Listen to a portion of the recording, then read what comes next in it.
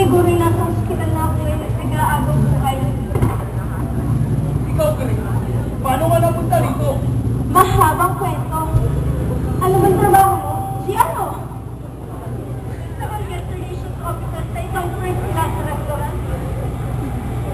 Sa Cafe Adriatico? O sa aviary? Sa Calasa Bar? Saan? Huwag mong sabihin sa isang nightclub. Diyos me. Sa kang kalabating mababalipad. Ang lalim ha? Oo na. Isa akong prostitute, hostess, tok-tok, at paano pang kaupahan? Bakit?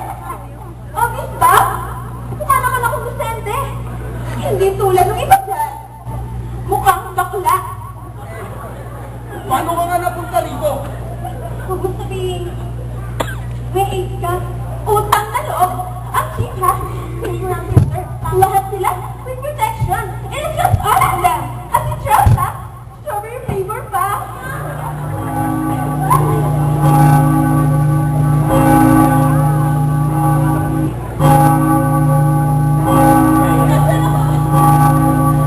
Ano ba ito?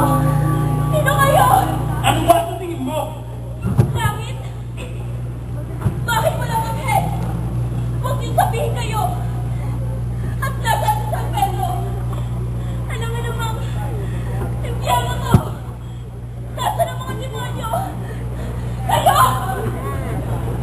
That's how your perception sir kung may nangyari. Oh, gets mo? English yun. That's how Alona Hope. Alona. Hindi ito langit at mas lalong hindi impyerno. Sabihin na lang natin, pansamantalang hintayin ng mga kalawang, maaari kong makabalik. Patay na ako? Hindi pa? Gaga? Nakikinig ka ba? Sabihin na lang natin, nag-aagaw buhay ka. Pero, okay naman ako ha. Hindi naman ako nag-aagaw buhay. Bombshell talaga. Siyempre hindi mo nararamdaman. Kasi nga, kaluluwa ka. Ang nag-aagaw buhay, eh katawan mo sa lupa. My God! Common sense no so common anymore. English na. Ulit-ulit lang siya. Ano ba ang nangyari sa iyo? Ang huling natatandaan ko, tumakas ako sa story ko. Dahil pag umalis niya, gusto ko lang umuwi. Pero ang sabi niya, hindi pa raw ako pwedeng umuwi. Kailangan ko lang siya magbibihay hanggang gusto niya. Pero, mag-ilang taon na ako hindi umuwi. Miss ko na naman ako eh.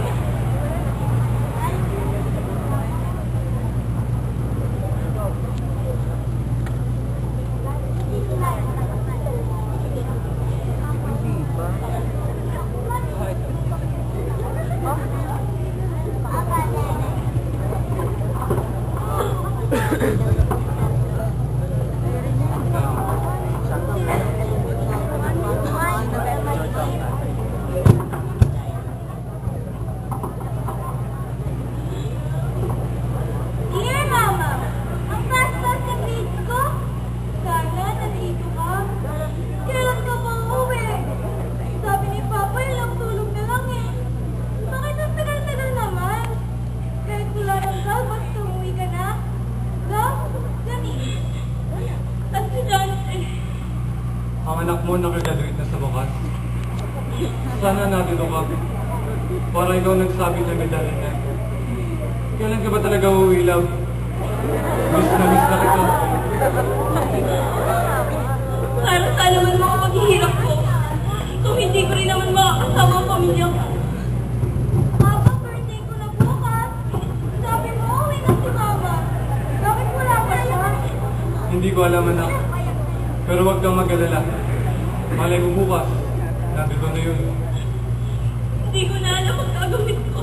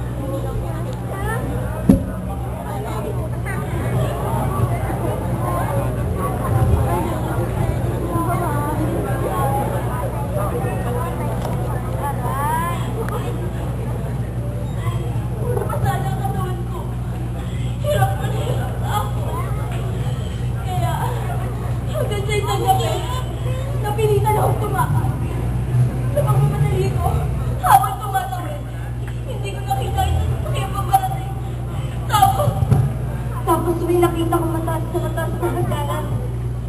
Nasa tingin mo'y wala na katapusan. At tinakit mo ito sa kung gusto mong malaman kung ano ang nasa itaas. At kung mga tingin sa buhay. May nakita ko lumagi. Isang patay na puno. At mga tao sinasabi nag-aabang buhay daw ako. Pero, sandali, kung nag-aabang buhay ako, kailangan ako inakit yung hagdanan. Imposible buhay pa ako! Santa Lola, ang isang segundo sa lupa ay katumbas sa isang araw dito.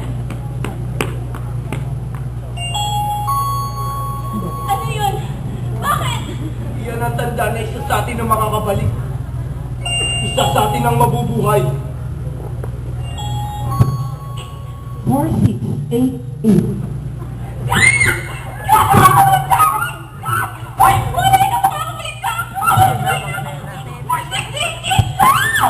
Puta na lang, Grace.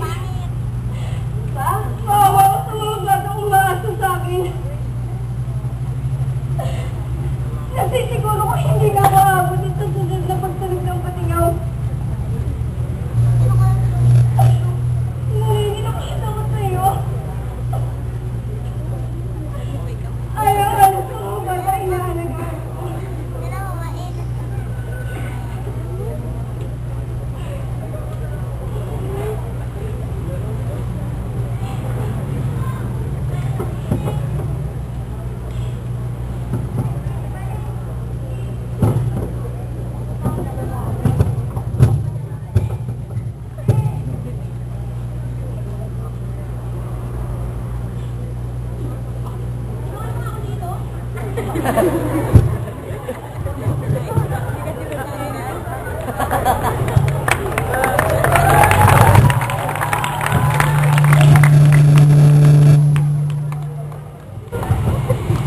Salamat.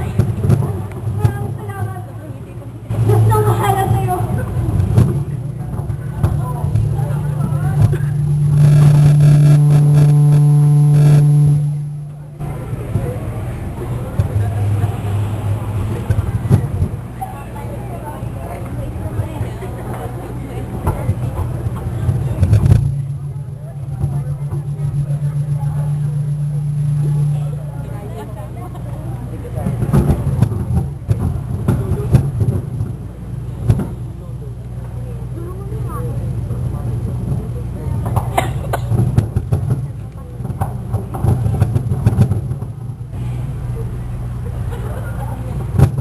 Ano ka ba?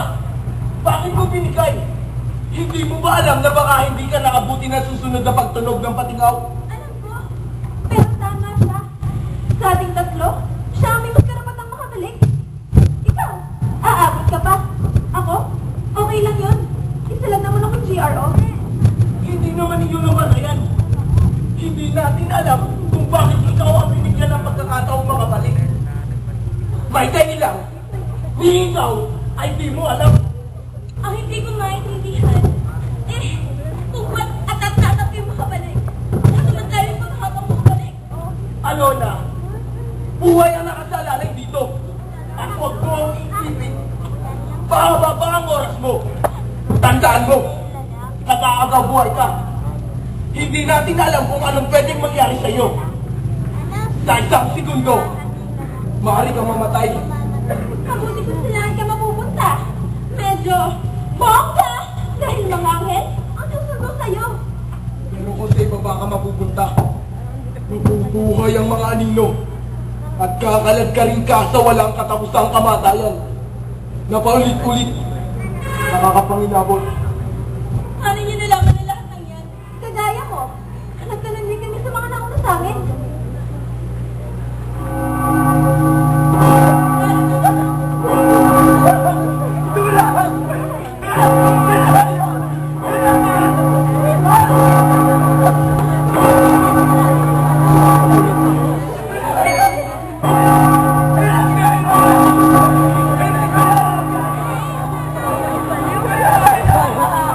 Kanina?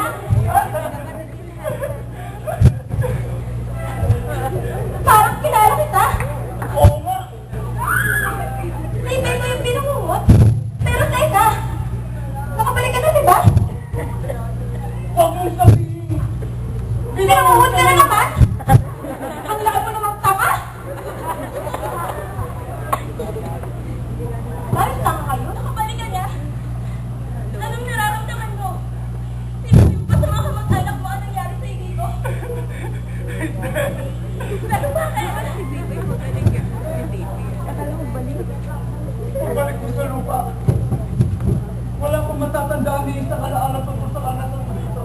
Ang tanong, bakit ka pinangungot muli? Alam mo naman masamang kumain ng madami sa gabi. Todo lakot ka pa rin. Aminin ko sa inyo. Hindi dahil sa sobrang pagkain sa gabi ang kwento na kung bakit ako mulit pinangungot. Ano? Isang kasundalang pinadala sa Mindanao upang pigilan ng mga rebelde Muslim. Nagtagumpay kami at kinilala ang mga tunay na bayani. Hindi pa naman nila.